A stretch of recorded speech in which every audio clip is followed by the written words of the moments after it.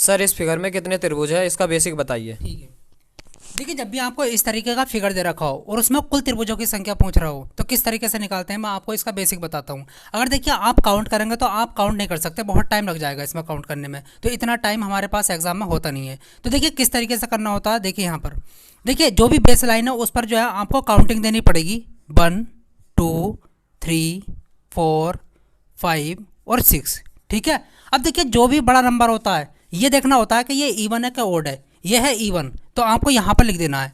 अब जब भी इवन होगा याद रखना तो आपको एक फॉर्मूले का यूज़ करना है।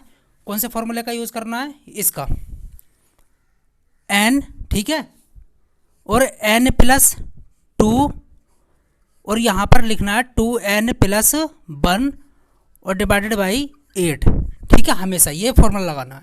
n क्या होता है, n यही नंबर होता है, ठीक है, जो मैक्सिमम नंबर होता है उसी को n कहते हैं।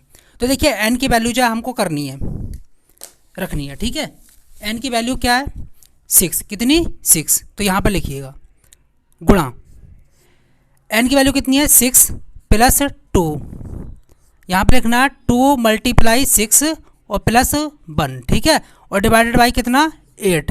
समझ आ गई कहानी। अब देखिए 6 का तो 6 लिखना है आपको, मल्टीप्लाई 6 और 2 कितना होता है, 8 होता है, मल्टीप्लाई 6 दूनी 12, 12 और 1 कितना होता है, 13, डिवाइडेड बाई 8। अब देखिए 8 से 8 काट दीजिए, 13 छंग 78। तो यहाँ पर आपका ऑप्शन कौन सा आया, 78 आया। ठीक है, ये ऑप्शन सही है। इसमें कुल कितने त्रिभुज हैं, 78 है। अब मान के चलिए यहाँ पर 78 के प्लेस पर अगर ये नहीं कटता, कुछ ऐसा आता पॉइंट समथिंग समथिंग, तो याद रखना आपको इंटीजर वैल्यू इधर की वैल्यू लेनी है, पॉइंट को छोड़ देना। ठीक है, ये नहीं सोचना कि अरे पॉइंट पे भी आपका जो है ट्राइंगल होगा, पॉइंट पे नहीं होगा। आपको तो ये लेना है, जैसे मैं एग्जाम्पल बताता हूँ, अगर मान लीजिए कुछ ऐसा आता 78.32 आता, इस तरीके से आता, तो आपको सिर्फ ये देखना है, इसको नहीं देखना है। ठीक है, याद रखना हमें इंटीजर वैल्यू लेनी है, ना कि पॉइंट की वैल्यू लेनी है। तो हमारा ऑप्शन तो यहाँ पर मिल चुका है। ठीक है, इसका जवाब जो आप कमेंट